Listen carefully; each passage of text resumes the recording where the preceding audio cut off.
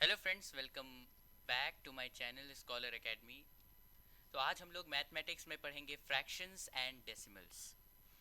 जैसे कि हम लोगों ने बहुत से नंबर्स पढ़े हैं, होल नंबर्स के बारे में हम पढ़े हैं, नेचुरल नंबर्स के बारे में पढ़े हैं, odd numbers and even numbers के बारे में पढ़े हैं, प्राइम नंबर्स के बारे में, को प्राइम नंबर्स के बारे में और उनके ऑपरेशन के बारे में। ऑपरेशन का मतलब होता है एडिशन, मल्टीप्लिकेशन। जैसे कि हमने वी बोर्ड मास में पढ़ा था, जहाँ पे वी का मतलब होता है वेंट्रिकल यानी कि बार, बी का मतलब होता है ब्रैकेट्स, ओ का मतलब होता है ऑफ, डी का मतलब होता है division, M stands for multiplication, that is A का मतलब होता है addition, and S stands for subtraction.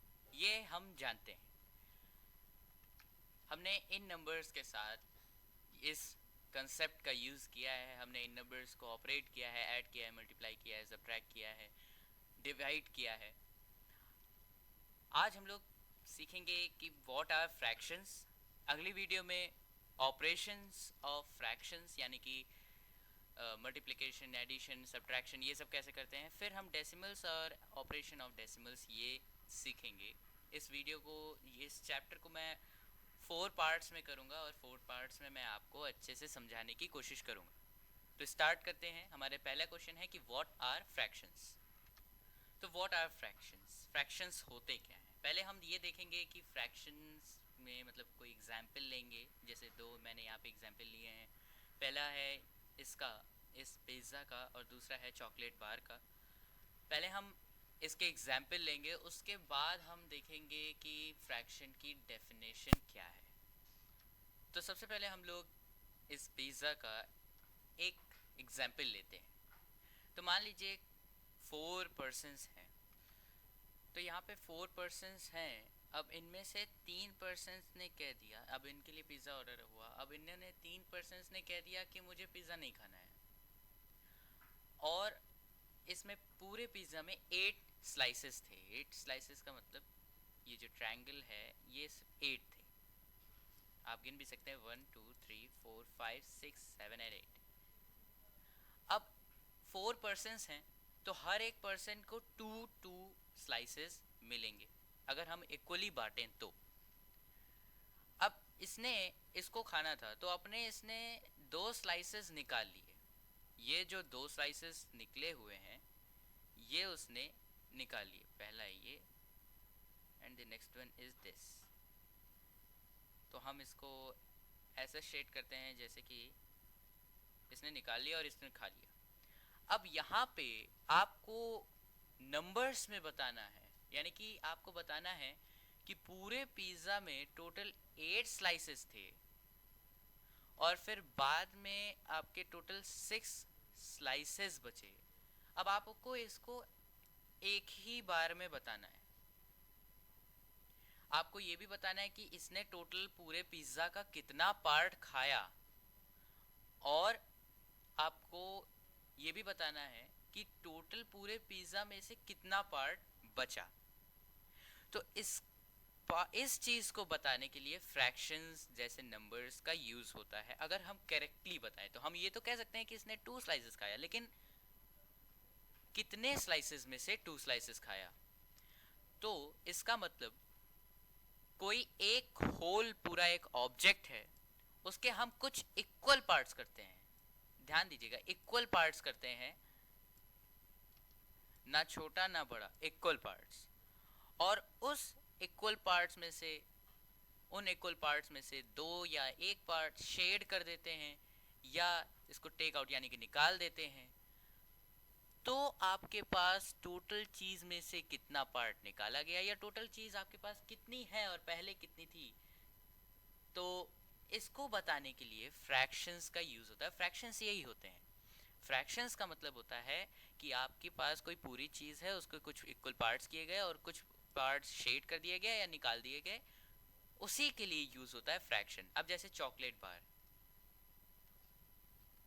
तो अब जैसे इस चॉकलेट बार में आपके total 1 2 3 4 5 6, 1 2 3 4 and 6 times 4 equals to 24। Total 24 pieces हैं। टोटल पीसेस आपके पास 24 हैं इस चॉकलेट बार में। अब मान लीजिए आपने इस चॉकलेट बार में टोटल 8 पीसेस खा लिए, यानी कि 2 सेक्शंस इसके खा लिए, इतना पार्ट आपने इसका खा लिया। लेट्स से इसको इस कलर से कलर करते हैं, मैग्नीटा।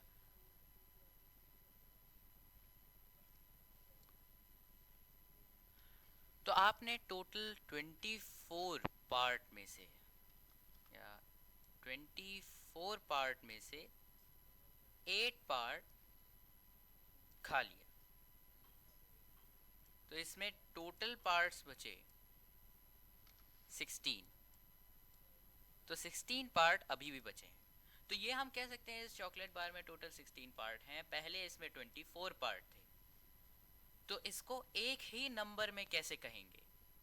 एक नंबर में हम इसको कैसे कहेंगे? ये तो हमने दो नंबर्स में कहा ना कि 24 पार्ट्स थे और 16 पार्ट बचे। एक नंबर में हमें इसको बताना होगा तो कैसे बताएंगे?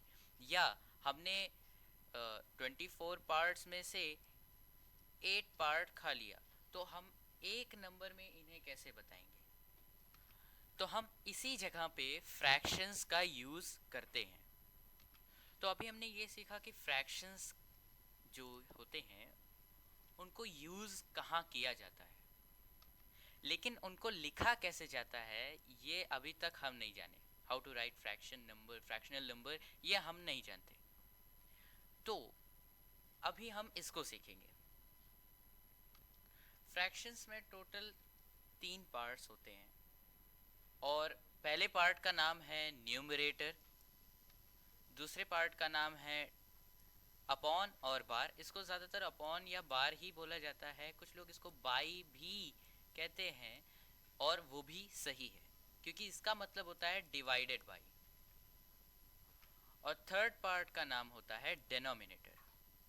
ये तो हो गए पार्ट्स। अब इसको इनका फॉर्मेट्स कैसे होता है, तो हम लेके चलते हैं न्यूमरेटर को n और अपॉन का जो साइन होता है वो बार होता है और डेनोमिनेटर को d लेके चलते हैं। तो जो हमारा फॉर्मेट होगा वो होगा n अपॉन d। ऐसे ही हम नंबर्स को भी लिखते हैं n अपॉन d, जैसे कि 2 अपॉन 5 या 1 अपॉन 2, ऐसे ही हम नंबर्स को लिखते हैं। लेकिन इस 2 का क्या मतलब होता है ना, यानी कि इस न्यूमरेटर का क्या मतलब होता है, डेनोमिनेटर का क्या मतलब होता है, ये हम देखेंगे। तो जैसा कि अभी अभी मैंने आप लोगों से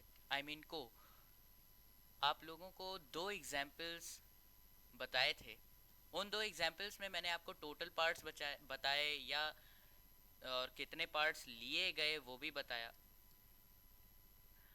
अब इसी चीज़ को हम फ्रैक्शंस में कैसे लिखेंगे?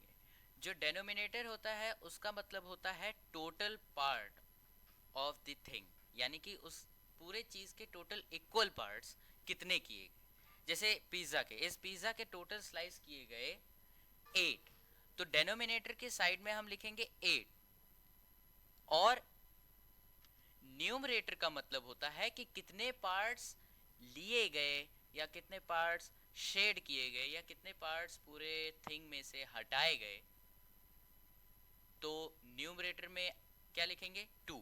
क्यों लिखेंगे 2? क्योंकि यहाँ पे 2 स्लाइसेस हटाए गए थे, तो ये हो जाएगा 2।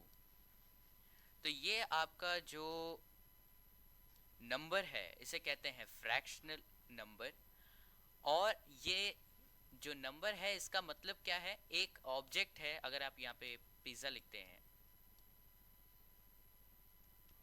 तो यहाँ पे क्या होता है, यहाँ पे इसका मतलब हो जाता है कि एक पिज्जा है जिसके 8 पार्ट्स किए गए और इसमें से 2 पार्ट निकाल लिए गए। वैसे इसको ऐसे नहीं लिखा जाता है, इसको लिखा जाता है 2 अपॉन 8 ऑफ 1 होल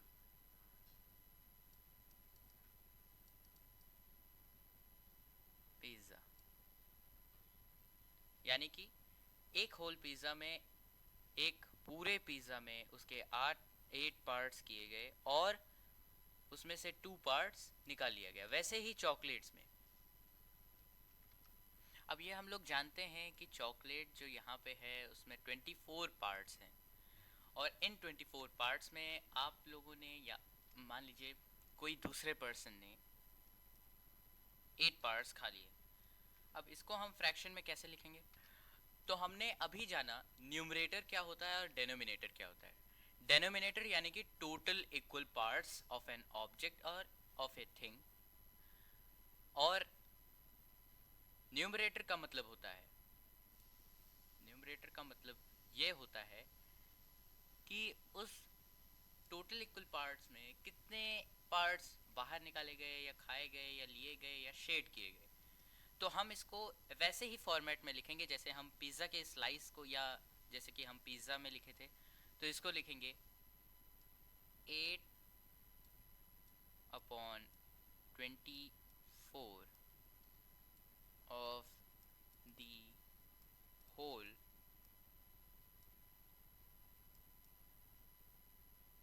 bar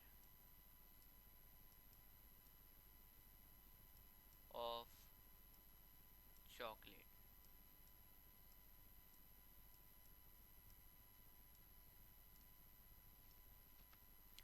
तो आज के लिए बस इतना ही। आप लोग इस फ्रैक्शन की वीडियो बार बार देखते रहिए ताकि आप समझ जाइए कि फ्रैक्शन हम कैसे लिखते हैं, किस वर्ड का यानी कि किस पार्ट का क्या यूज़ होता है। अब आप लोगों ने ये सोचा होगा कि मैंने इसका ये चीज़ क्या है, इसको बार कहते हैं या अपॉन कहते हैं। इसका मतलब होता है डिवाइडेड।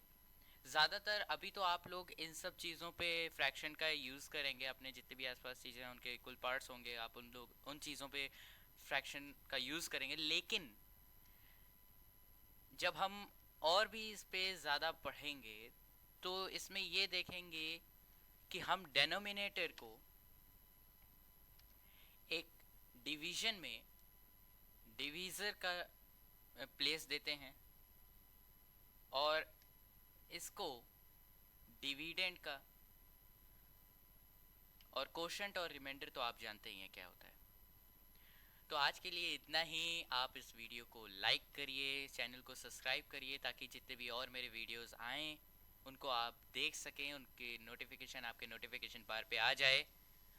उसके लिए आप बेल आइकन पे ऑल नोटिफिकेशन पे क्लिक कर दीजिए, एंड आप इस वीडियो को जहाँ तक हो पाए वहाँ तक शेयर करिए, क्योंकि नॉलेज को शेयर करना ये एक अच्छी बात होती है।